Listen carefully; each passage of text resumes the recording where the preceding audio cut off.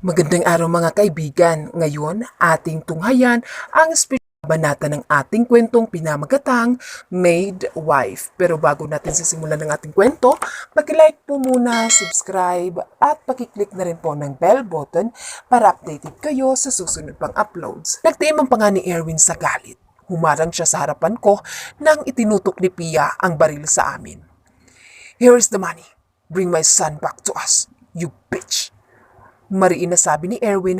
Napakapit ako sa kanyang braso dahil sa pangamba na baka hindi tumupad sa usapan si Pia. Ilang saglit ay lumitaw si Sandy sa likuran ni Pia at bitbit nito si Calix.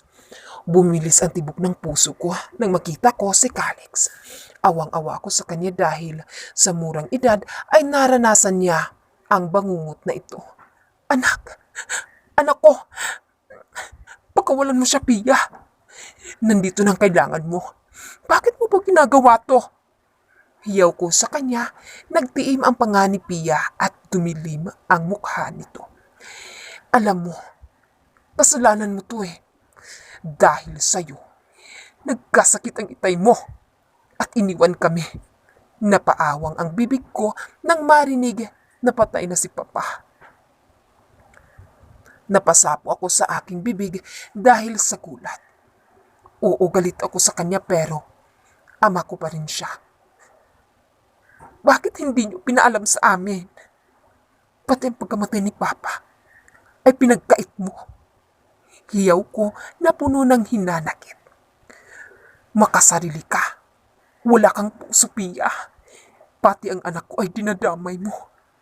Napansin ko na si Sandy ay naiiyak na rin at hindi mapakali sa nangyayari. "Mami, tama na please. Ibalik na natin si Calix." Ani ni Sandy na puno ng pag-aalala at takot.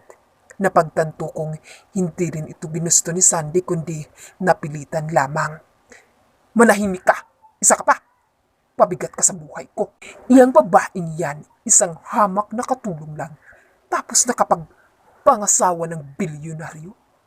Hindi ako papayag." Ngisi niya sa amin ni Erwin. "Anong pinakain mo sa kanya, Liza? At pinatulan ka ng mayaman na yan?" "Shut up, bastard. Wala akong alam," sagot ni Erwin. "Ibalik mo na ang anak ko. You want this right?" Tsaka niya binuksan ang briefcase na ikinagulat ni Pia at sumilay ang mga ngiti sa mukha nito. Puno ng kasamaan ang mukha nito. "Bilis, Sandy. Lumapit ka. At kayo, Liza, sabay kayong magpalitan." Natatarantang sabi ni Pia. Dahan-dahan kaming lumapit ni Erwin at ganun din si Sandy. Inaabot ni Sandy sa akin si Calix at niyakap ko ito ng mahigpit. Bumagsak ang mga luha ko sa aking mga mata sa sobrang saya na nakapiling ko na ulit ang aking anak. Inabot naman ni Erwin kay Sandy ang dalawang briefcase, ngunit biglang napayo ko si Sandy dahil sa bigat ng mga ito. Hindi niya kayang buhatin. "Ikaw, Erwin, buhatin mo yan at dalhin mo sa akin dito," sigaw ni Pia. Nagkatinginan kami ni Erwin na tila ba nag-uusap ang mga mata namin. Umiling ako pero siya ay desidido. Kinuha niya kay Sandy ang mga briefcase at dahan-dahan humakbang. Kami naman ni Calix ay umatras palayo kay Sandy. Pagkalapit ni Erwin, kay Pia ay tinutok nito ang baril. Yapos ko ng mahigpit si Calix at hinalikan ito sa noo. Taimtim akong nagdadasal na sana ay maging okay ang lahat. Napaiktad ako nang may sumisigaw na pulis. "Pulis ito! Ibaba mo ang baril mo!" Lalong tumalim ang mga tingin ni Pia at nagdilim ang mukha nito. "Mga traidor!" Umakmang babarilin kami ni Pia kaya binitawan ni Erwin ang briefcase para agawin ang baril. Ngunit huli na si Erwin. Umalingaw-ngaw ang isang putok ng baril. "Hindi!" Hiyaw ni Pia. Nakapikit ako ng mariin dahil akala ko ay tinamaan kami ni Calix. Pero idinilat ko ang mga mata ko nang naramdaman kong yakap ako ni Sandy. Nanlaki ang mga mata ko nang makita ko siya sa aking harapan. Nakangiti, ngunit malungkot ang mga mata. Napaawang ang labi ko nang makita kong duguan ang kanyang kamay na nakahalapat sa kanyang tiyan. Mula sa likuran ay may tama siya. Tumulo ang mga luha sa kanyang mga mata at unti-unting nanghina at napaluhod. Sandy! Hindi! Naiiyak kong hiyaw. Napaupo ako habang bitbit si Calix. Hinikawan ni Sunday ang mukha ni Calix at saka ito hinaplos ng marahan. Sorry, Liza. Sorry dahil hinikaw namin ng papa. At saka nakahiga sa sahig. Tinapunan ko ng tingin si Erwin at si Pia. Nagaw ni Erwin ang baril kay Pia na nanlulumo at umiiyak. Tila nababaliw dahil siya nabaril niya nang di sinasadya ang kanyang nag-iisang anak. May mga pulis rin na tumatakbo na sa direksyon nila ni Pia at Erwin. Si Erwin ay kaagad na tumakbo sa amin ni Sandy. Baka sa mukha nito ang pag-aalala. Sandy, kumapit ka, Sandy. Hindi. Natataranta kong sabi, ngunit nakikita kong namumutla na si Sandy kaya naman, hinawakan ko ang isang kamay ni Sandy. Patawarin mo kami ni Daddy. Humihingi siya ng tawad sa lahat ng nagawa niya sa inyo. Iyak niyang sabi. Kaya naman, tumulo na ang mga luha ko sa aking mga mata. Ambulance! Please, call ambulance. May sugatan dito. Please, hurry. Dugtong ni Erwin. Shh! Huwag ka munang magsalita, Sandy. Please, huwag kang bibitaw. Ngunit biglang gumuho ang mundo ko nang bumitaw na ang kamay ni Sandy sa pagkakahawak ko. At nawala na rin ito ng malay. Umiyak na rin si Calix dahil ramdam niya siguro ang intensidad at takot sa paligid niya. Niyakap ni Erwin. I'm so sorry, mahal. Namamaos na sabi ni Erwin. Napaiktad ako at napahiyaw nang may marinig akong isang putok ng baril. Gulat kaya sinilip ko sa likuran ko si Pia. Isang nakakatakot na ngiti habang hawak niya ang baril at nakatutok sa akin. Hinaklit siya ng pulis dahil inagaw niya mula rito ang baril. Napatingala ako kay Erwin at nanghina ako nang makita kong may dugong lumabas sa bibig nito. Liza! Bulong niya at saka siya nawala ng malay at nahiga sa sahig. Erwin! Sigaw ko na bumalot sa buong ground floor. So sorry. At dahil sa akin. Hagulgul kong nang iyak. Sobrang sakit ng nararamdaman ko ngayon. Nang dahil sa akin ay may nasawi. Nang dahil sa kasakiman ay may nagbuwis ng buhay. Kahit kailan ay hindi ko ata mapapatawad ang aking sarili. Nakatayo ako sa puntod. Pagkatapos ng libing ni Sandy, napalingon naman ako nang hawakan ako ni Laika sa aking balikat. Isinubsob niya ang kanyang bag sa aking balikat at saka ako niyakap. Ate, huwag mo nang sisihin ang sarili mo. Masaya na ngayon si Sandy kung nasaan man siya. Sigurado ako roon. Naiiyak niyang sambit sa akin. Ipinikit ko nang mariin ang aking mga mata at inihilig ko ang uluhan ko sa ulo ni Laika. Sana nga masaya siya ngayon kung saan man siya. Sisiguraduhin ko nga mabubulok si Pia sa kulungan. Hikbi ko. Pinunasan ko ang mga luha ko sa aking pisngi at saka inilagay ang isang bouquet ng white flowers sa puntod ni Sandy. Hindi man tayo nagkasama ng matagal at hindi rin maganda ang huling pagkikita natin, ay malaki ang pasasalamat ko sa iyo, Sandy. Nagring bigla ang aking cellphone at tumawag sa akin si Dexter. Pinindot ko ang answer button at idinikit sa tenga ko ang cellphone ko. Hello Dexter. Nanginginig ko pang sagot dahil sa katatapos ko lang umiyak. Liza, bumalik ka na ngayon din sa ospital. Sa Erwin. Humahangos niyang sabi kaya naman biglang bumilis ang tibok ng puso ko. Ilang araw siyang nasa ospital dahil sa tama sa kanyang likuran. Naging matagumpay naman ang operasyon ngunit posible raw na magkaroon ng impeksyon. Malaki din naman ang tsansa na tuluyan rin siyang gagaling. Anong nangyari, Dexter? Pag-aalala ko. Ate Liza, bakit raw? Kinakabahan rin na tanong ni Laika sa akin. Ngunit biglang naputol ang tawag ni Dexter sa akin kaya naman lalo akong kinabahan. Bilisan natin. May kasamang, may masamang nangyari kay Erwin. Diyos ko po. Agad kaming sinalubong ni Mang John. Aalis na po ba tayo, Ma'am Liza? Tanong nito. Opo, Mang John, sa ospital po tayo, please. Kaagad naman kaming umalis at tumungo sa ospital. Pagkarating namin ay dali-dali na akong lumabas ng kotse para tunguhin ang kwarto ni Erwin. Tumakbo na ako dahil sobrang takot ko at kung ano-ano na ang pumapasok sa isip ko. Halos liparin ko na nga ang hallway ng hospital. Hindi ko na hinihintay pa si Laika. Tsak akong susunod na lang yun. Sumakay kagad ako sa elevator. Hindi ako mapakali sa loob ng elevator. Pinagsalikop ko pa ang dalawang kamay ko sa sobrang tense. Halos maiyak na ako dahil hindi ko matatanggap na may mangyaring masama kay Erwin. Biglang bumukas ang elevator at kaagad akong tumakbo palabas. Muntikan ko pang tamaan ng isang lalaking naka-black suit at mukhang mainit pa ang ulo nito. Hey! Watch out! Damn! Galit na sabi nito. Kaya naman napahinto ako at nilingon siya. Nilapitan ko siya at yumuko sa harap niya bilang paghingi ng paumanhin. Sorry po, sorry talaga. Nagmamadali lang po ako at may masamang nangyari sa asawa ko.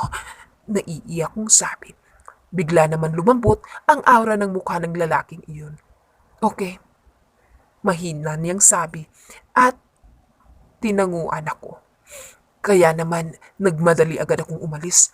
Pagdating ko sa tapat ng pintuan ng kwarto ni Erwin ay napahinto ako. Ang bilis ng takbo ng puso ko at natatakot akong buksan iyon. Dahan-dahan kong pinihit ang doorknob ng pintuan at binuksan ng mariin. Nadatnan ko ang tatlo sa loob, si Carl, Diego at Dexter na malungkot ang itsura. Kaya naman, lalo pang bumilis ang tibok ng puso ko. Ibinaba ko ang tingin ko sa kama at nakita ko si Erwin na nakatakip ng kumot ang buong katawan. Wala na rin ang mga aparato na nakakabit sa katawan ito. Dahan-dahan akong lumapit sa higaan niya. Hindi ko magawang hawakan ang katawan ni Erwin at hindi ko kayang tignan. Hindi ako makapaniwala sa aking nakikita. Tinignan ko pa ulit si Dexter at binigyan ng isang makahulugan na tingin para iparating sa kanya na hindi totoo ang lahat ng ito. Ngunit umiling-iling lang si Dexter at yumuko. Nilapitan ako ni Dexter at tinapik-tapik sa balikat ko. Sorry, Liza.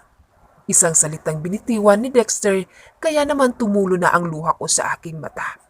Lumabas naman si Dexter sa kwarto at naiwan ang dalawa na nakatayo. Napaupo ako sa selya sa tabi ng higaan ni Erwin at saka ako yumuko. Humikbi na ako ng tuluyan. Niyugyug ko nang mahina ang katawan niya na nakatakip ng puting kumot. Erwin, gising. Gising. Namamaos kong sabi. Huwag mo kong iwanan, please. Sabi mo ay puprotektahan mo kami ni Calix habang buhay. Palayaw ko ng iyak. Pakiramdam ko ay may itinarak na itak sa puso ko at sobrang sakit. Gumising ka na, Erwin. Magpapakasal pa tayo. Di mo pwedeng gawin sa akin to. Mahal na mahal. Na mahal kita. Diyos ko po. Tinignan ko ang kanyang katawan. Gusto kong makita ang kanyang mukha. Pero natatakot akong alisin yun. Please, Erwin. Gagawa pa tayo ng maraming anak. Paano na kami ni Calix, Erwin? Nanlumo kong sambit na humahagulgol ng iyak. Halos lumabas na rin ang sipon ko. Kakaiyak dahil hindi ko na kinakayang nangyari. Akma akong buksan ng kumot nang biglang binulga ako ni Erwin nang nakangiti. Kaya natigilan ako bigla sa pag-iyak ko. Halos sinahabol ko pa ang hininga ko. Really? Gagawa tayo ng maraming anak? Nakangisi niyang sabi sa akin. Napatingin ako kay Carl at Diego na tila nagtatawa at nagpipigil. Naguluhan ako. Bigla sa nangyari. Akala ko patay ka na. Kinuha niya ang kamay ko at hinalikan pero bakas pa rin ang kanyang mukha ang pagkatuwa. Sorry, natakot ka ba? Tanong niya sa akin. Pagtanong kong niloloko lang pala nila ako at kasabwat rin si Dexter. Bigla naman silang nagtawanan sa harap ko.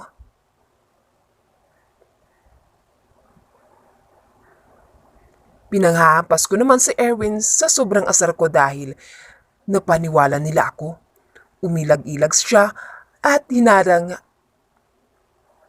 ang mga braso niya sa kanyang mukha. Siraulo ka. Pinapayak niyo ko. Naasar kong sabi. Sorry. Aray ko. Aray. Tama na babe. Masakit pa ang sukat ko. Nakangisi niyang sabi kaya naman tumigil ako at niyakap siya. Hinampas ko siya ng isang beses sa kanyang dibdib dahil di ako nakapagpigil. Aw! Daing niya habang natatawa. Akala ko talaga. Sabi ko pa, magaling ka palang actress Liza. Pang-aasar ni Diego sa pang-famous award. Tsaka tumawa si Carl. Mga walang hiya kayo? Inis kong sabi at tsaka ako tumawa. Tiningala ko si Erwin at tsaka ko siya ginawaran ng isang matamis na halik. Sobrang miss na miss ko siya. Ang akala ko talaga ay nawala na siya ng tuluyan sa amin. Hinagkan niya ako ng mahigpit. Halos magtatalong na ang puso ko dahil sa saya. Sa wakas ay mabubuo na ulit kami. Hey, tama na yan. Nilalanggam na kayo dito.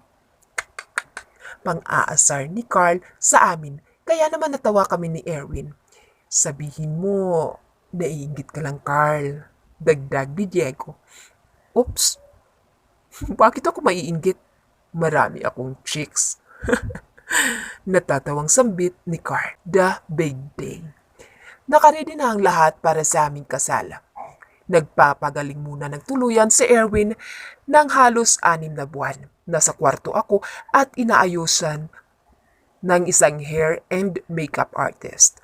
Nandoon rin ang mga tauhan nila Erwin sa beauty salon noon. Tuwang-tuwa sila at di makapaniwala na mapapangasawa pala ako ni Erwin.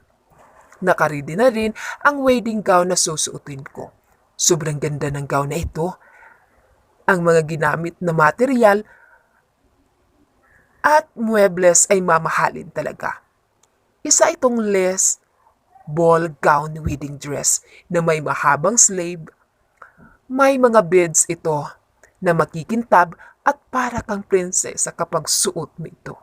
Backless din ito kaya kita ang aking likuran. Ang kurba at hulma ng aking katawan ay bumagay sa wedding gown. Ang sapatos ko ay sobrang elegante tignan dahil kulay silver ito.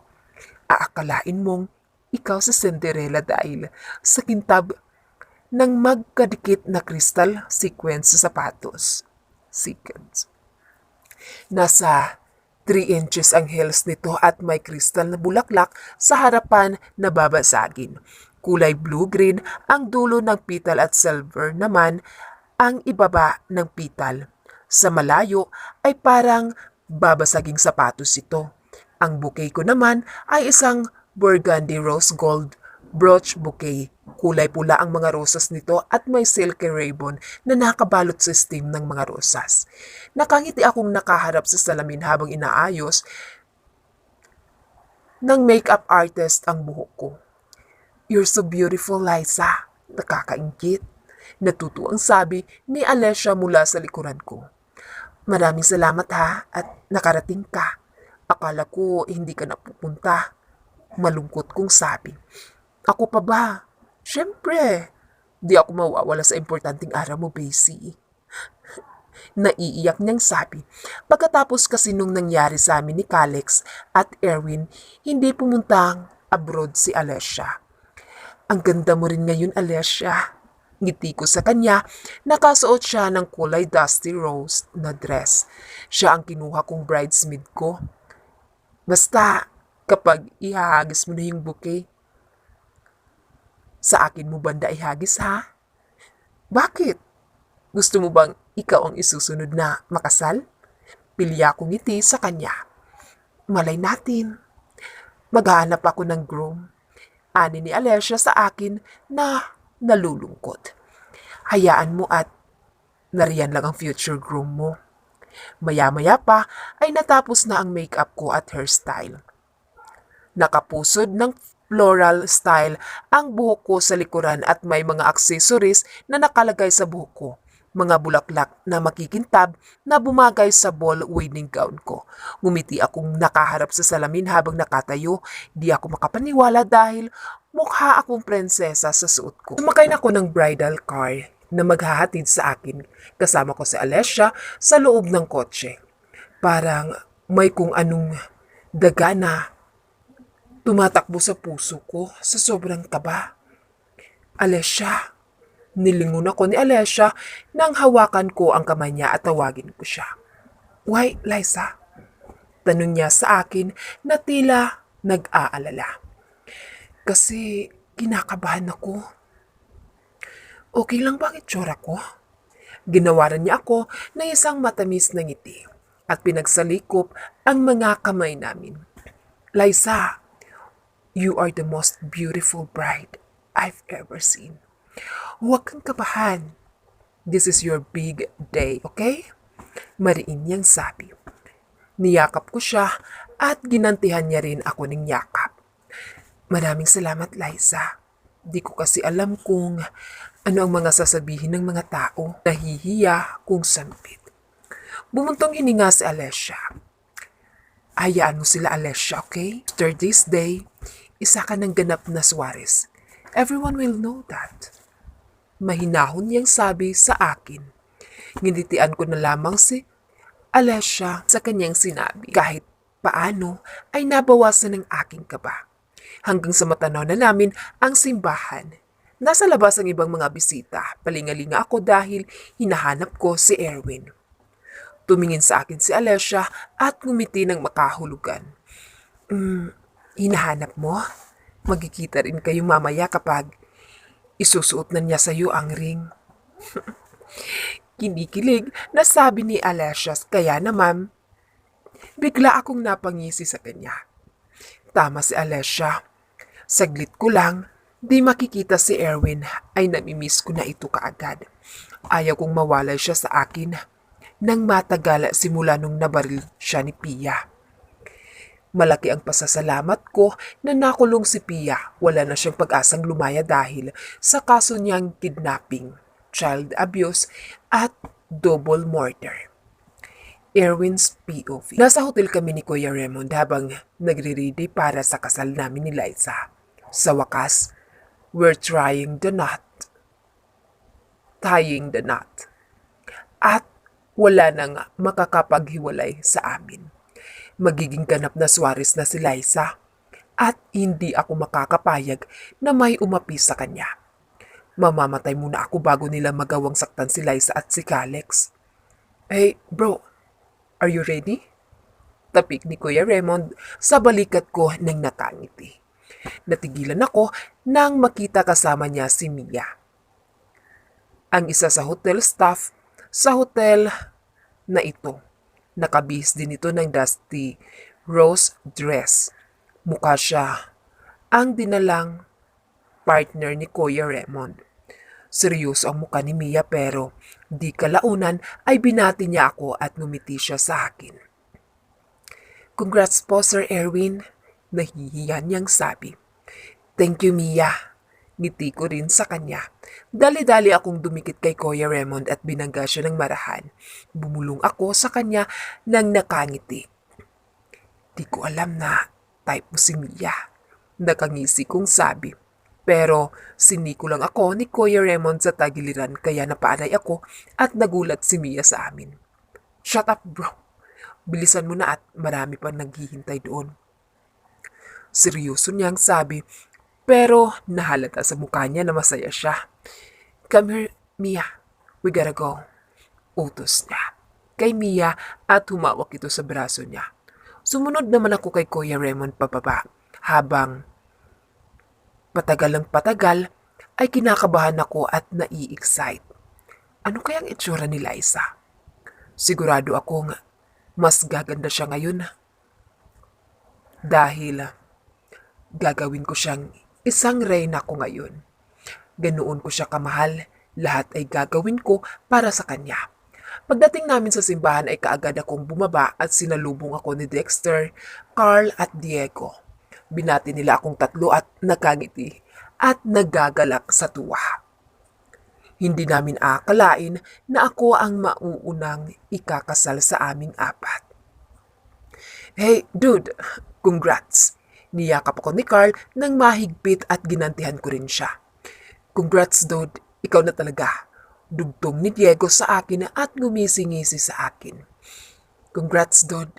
Sana ingatan mo palagi si Liza. Masaya ako para sa inyo. Isang mahigpit na yakap ang iginawad ni Dexter sa akin. Thank you sa lahat mga bro.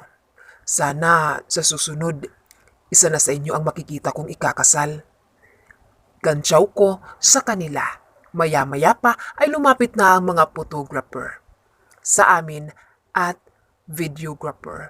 Kinuhanan kami ng litrato, mga groomsmen ko sina Carl, Diego, Dexter at si James. Best man ko naman si Kuya Raymond habang si Liza ay ang maid of honor niya, si Alessia. Bridesmaid niya naman sina Laika, Ate Lorin, Mia at ang high school best friend niya noon na si Jane. Pagkatapos ng pictorial ay pumunta na kami sa loob. Isa-isa kong binati ang mga bisita. Sinalubong naman ako ni Mami, Daddy at Mama Lenda, my mother-in-law. Naka-wheelchair ito at inaalalayan ni Tia Rosing. Bitbit naman ni Manang Shoni si Calix na may hawak-hawak na laruan. Hi, baby, we missed you. Mamaya ay nandito na si Mami. Hinalikan ko si Calix sa kanyang noo at humahagik-hik ito. Dada, dada, bulol na sabi ni Calix kaya natawa kami. Iho, I'm happy for you, Mami said at inalikan ako sa pisngi. Kaagad akong niyakap ni Daddy. Iho, ang bilin ko palagi sa iyo. Huwag mo kakalimutan. Ninitian ko siya. Yes, Dad. I'll be responsible husband and father to Liza and Calix. Ani ko sa kanya. Ilang minuto pa ay dumating na si Liza. Lalo akong kinakabahan dahil sa excitement. Nakapwesto na kami lahat sa loob. Nagpa-pictorial muna ang mga bridesmaid at maid of honor. Maya-maya pa ay naka-ready na ang lahat. May mga inimbita kaming mga honorary bridesmaid at iba pang maglalakad sa aisle. Kasama ko naman si Mami sa aking tabi at si Daddy naman ang makakasama ni Liza sa labas. Nagsimula ng tumugtog ang napili naming kanta ni Liza. May singer din kaming kinuha at magagaling na florist kaya sobrang ganda sa loob ng simbahan. Nakaramdam ako ng excitement nang magsimula na ang music. Isa-isa nang naglakad ang mga bisita namin.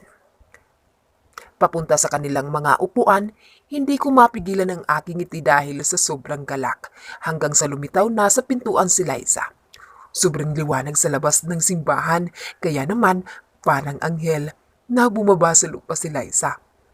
Isang eleganting ball wedding gown ang kanyang suot. Para siyang isang prinsesa sa kanyang itsura. Destiny by Jem Brekma. What if I never knew? What if I never found you? I never had this feeling in my heart. How did this come to be? I don't know how you found me, but from the moment I saw you, deep inside my heart I knew, baby, you're my destiny. You and I were meant to be. With all my heart and soul, I give my love to have and hold. And as far as I can see, you were always meant to be my destiny. Dahan-dahan na silang naglakad ni Daddy. Pakiramdam ko ay sobrang bagal ng mga oras na iyon. Naramdaman ko na lang na namamasa na ang mga luha sa aking mga mata. Ngumiti ako kay Liza kahit malayo pa ito. Hanggang sa di ko na napigilan pa ay naiyak na ako nang hindi ko alam kung bakit. Tears of joy, dude. Bulong sa akin ni Kuya Raymond. Napansin ko rin na nag-iiyakan ang ibang mga bisita. Siguro nga dahil sa tuwa. Liza's POV. Habang papalapit ako kay Erwin sa dulo ng simbahan, sa may altar ay tumindi lalo ang tibok ng puso ko. Namamasa ng luha ang aking mga mata hanggang sa tumulo na pinunasan ko ng marahan ang aking mga luha at huminga ng malalim dahil baka masira ang aking makeup. Inabutan ako ni Alessia ng tissue at bumalik para ipamunas sa aking luha. Thank you, Alessia. Naiiyak ko pang sabi. Nakangiti naman si Papa Ricardo at napansin kong namuo na rin ang mga luha nito sa kanyang mga mata. Wanted someone like you, someone that I could hold on to and give my love until the end of time. Damang-dama ko ang bawat linya ng kanta.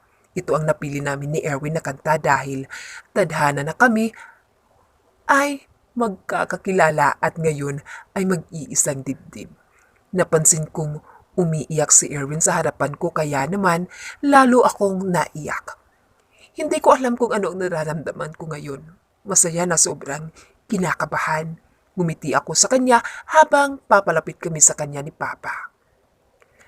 Oh, but forever was just a word,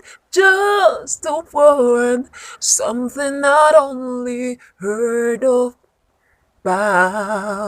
But now you're always there for me. When you say forever, I believe, baby, you're my destiny. You and I were meant to be. With all my heart and soul, I give my love to have and hold. And as far as I can see, you were always meant to be my destiny. Oh, maybe all we need is just a little faith.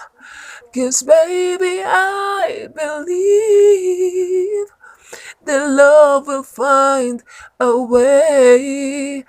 Hey, hey.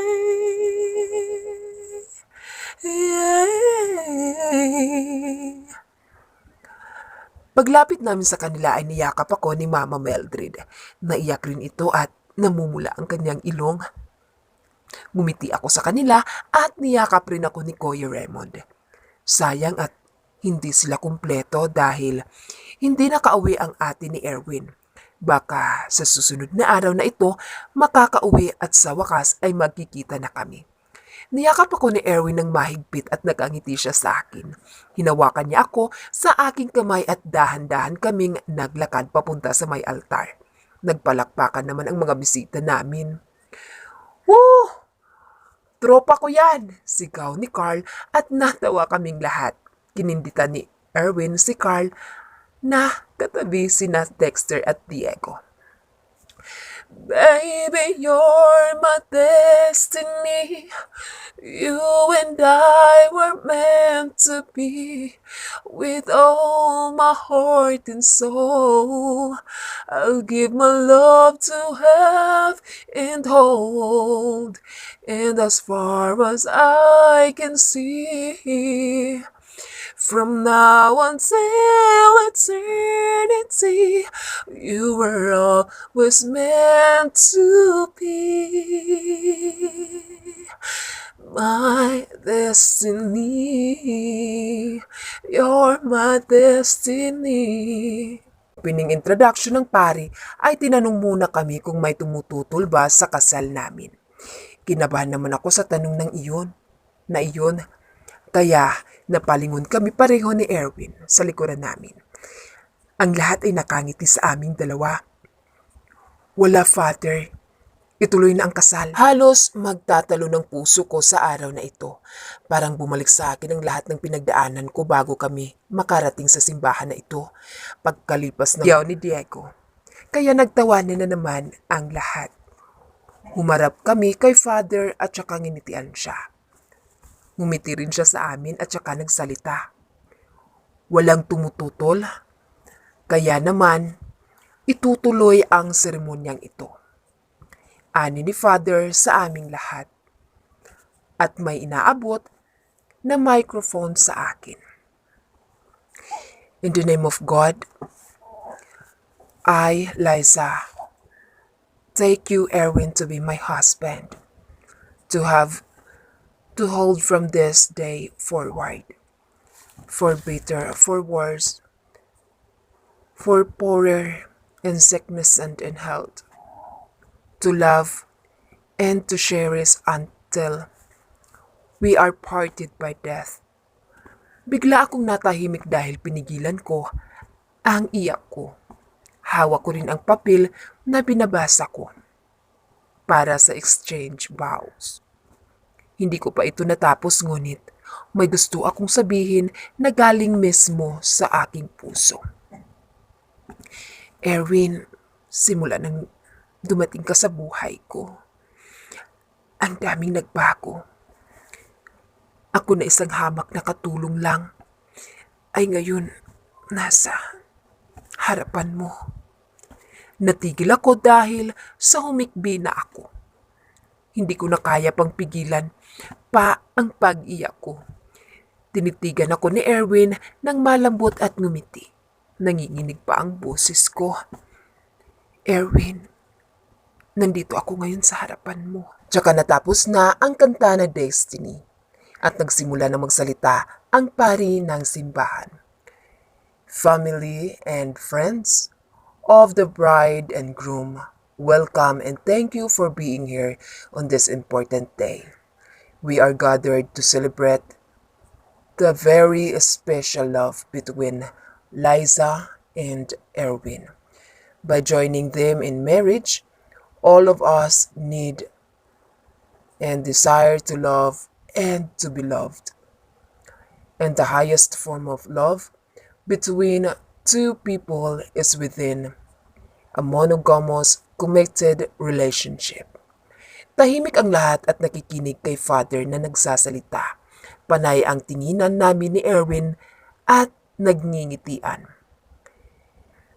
Liza and Erwin, your marriage today is the public and legal joining of your souls that have already been united as one in your hearts. So, let your marriage be a time of walking each morning and falling in love with each other all over again.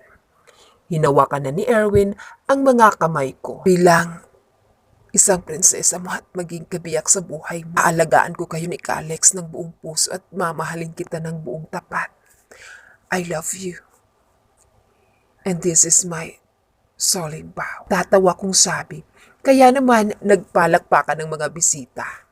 Nakakaiyak naman. Narinig ko sa di kalayuan. Sumunod na naman si Erwin ang nagsalita. I take you, Liza, to be my wife from this day forward, to join with you and share all that is to come. And I promise to be faithful to you until death parts us, Liza. Napatigil rin si Erwin dahil namasama-masa na ang mga luha, ang mga mata nito. Lumingon siya sa pwesto nila Carl, Diego, at Dexter. Oh! Good. Go on. Hiyaw ni Carl. Itinaas naman ni Erwin ang kanyang isang kamay at ngumisi. Liza, maraming salamat. You came into my life. At first, I really thought you would be lost forever in my life. But you came back with surprise. You brought Alex into this world. You are not a princess now because today you are my queen. Nakangiti niyang sabi sa akin, kaya naman lalo akong kinilig sa kanyang sinabi. Love you so much, Liza. And even if I die, you and I are still the ones I want to be in my next life. This is my solemn vow. May kung anong kumurot sa aking puso sa kanyang sinabi. Sobrang natouch ako sa sinabi ni Erwin sa akin. Halos hindi magkamayaw ang aking puso. Kasunod naman ito ay ang ring exchange. Nagpalitan kami ng singsing ni Erwin, lalo nang bumilis ang tibok ng aking puso nang maisuot ni Erwin ang singsing sa aking kaliwang palasingsingan. Binigdihan ko siya ng isang malapad na ngiti at saka nagsalita ulit ang pari. I now pronounce you husband and wife, and you may kiss your bride. Nakangiti naman na sabi ng pari sa amin. Pinagsaliko pa nito ang mga kamay. Tanda ng pagkatuwa sa amin ni Erwin. Hinawi ni Erwin ang nakaharang sa mukha ko at itinaas iyon. Ngayon mas malinaw naming nakita ang isa't isa. Abot-tenga ang ngiti ko sa kanya at naglapat ang labi naming dalawa. Isang malalim na halik na puno ng kagalakan at kasiyahan.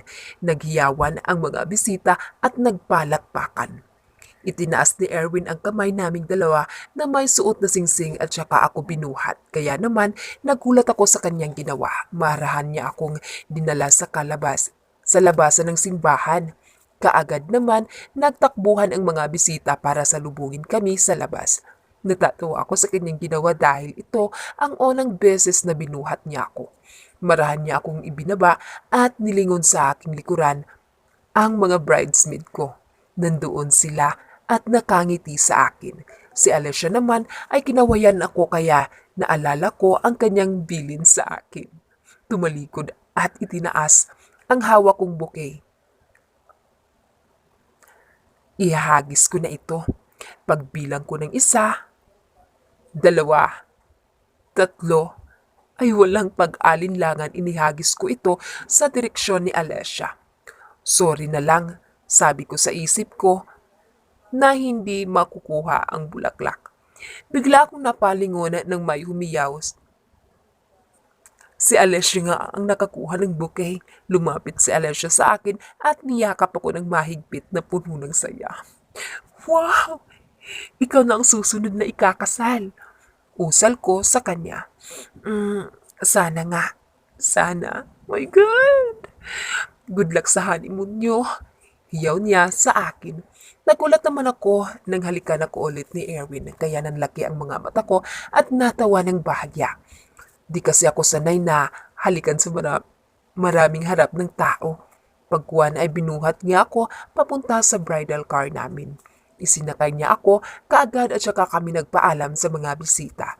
Pagkatapos ng reception ay kaagad na kaming nagpahinga ni Erwin.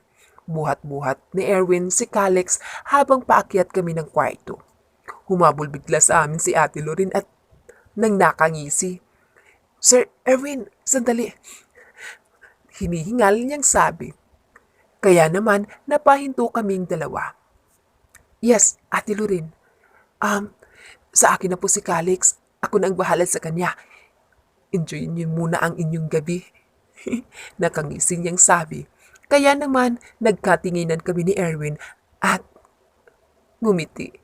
Inabot ni Erwin si Calix kay Ate Lorin. "Thank you, Ate Lorin," sabi ko. Binuhat na naman ako bigla ni Erwin papunta sa kwarto namin dalawa. Bumisgisan kaming dalawa na tila mga bata. Kumagat labi pa si Erwin habang nakangiti. Kumikislap ang mga mata nito sa sobrang saya. Pagbukas ng pintuan ay pinasok niya ako sa aming kwarto at nilak yun. Binaba niya ako ng marahan at dahan-dahan. Ang mga braso ko ay nakapulupot pa rin sa kanyang batok. Yapos naman ni Erwin ang aking bewang at likuran. "Erwin, gusto mo na bang magpahinga? May lakad naman tayo bukas, doon na lang natin ituloy." Natatawa kong sabi sa kanya.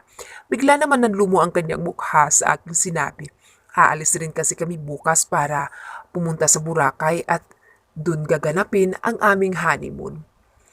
Hindi na ata ako makapaghintay pa, mahal ko. Pwede naman ngayon at bukas ulit. Nakangisi niyang sabi, kaya naman bigla akong natawa. Ganito nga siguro pag bagong kasal, kaya naman inilapit ako ang aking mukha sa kanya at bahagyang tumingkayan para maabot siya. Medyo nagulat pa ako nang yakapin niya ang likuran ko at iniangat niya ako para magpantay kaming dalawa. Titig na titig kaming dalawa sa isa't isa. Erwin's POV. Nasa dalampasigan kaming dalawa ni Liza. Ini-enjoy namin ang sariwang hangin sa karagatan. Ang tanawin ng white sand at kulay asul na tubig ng dagat humahampas sa mga paa namin ang alon. Malayo ang aking tingin, hindi pa rin ako makapaniwala na kasal na kami ni Liza. Hinawakan niya ako sa aking kamay na nakalapat sa buhanginan. "Malalim atang iniisip mo, mahal ko?" Tanong niya sa akin na tila nag-aalala. "Hindi naman, babe. Natutuwa lang ako na isa ka na ngayong Mrs. Juarez." Ngiti ko sa kanya. Nagulat ako nang bigla siyang umupo sa lap ko. Ikinulong niya ang mga braso niya sa aking batok. "Thank you so much, Erwin." Tsaka niya ako hinalikan ng mariin. "I love you so much, babe. Salamat at naging parte ka ng buhay ko." Namamaos kong sabi. "Mahal na mahal din kita, Erwin. Ikaw lang at wala nang iba." Ngumiti siya sa akin at saka naglapat muli ang aming mga labi. Napatigil ako nang bigla niya akong itinulak, kaya naman napahiga ako sa buhangin. Natawa siya sa kanyang ginawa at tumakbo palayo sa akin. "Habulin mo ako. Kapag di mo ako nahabol, hindi ka makakascore mamaya." Tawa niya sa akin, kaya naman bumangon ako. "No way. I'll catch you. Pag nahuli kita, akin ka." Tsaka ako tumakbo para habulin siya. Ako na ata ang pinakamasayang lalaki sa buong mundo. Ang pag-ibig ay hindi namimili kung sino ang mamahalin mo. Kapag tinamaan ka, ay tatamaan ka. Kasing bilis ng isang kidlat kung tumama. Hindi mahalaga ang katayuan ng isang tao kung nagmamahal ka. Susubukin ka man ng panahon, ngunit mas mananaig ang pagmamahal nyo sa isa't isa. Sa tingin ko ay walang makakapaghiwalay sa amin gaya ng sinumpaan namin sa harap ng altar. Till death do us part. Dito nagtatapos ang aming kwento na Maid Wife.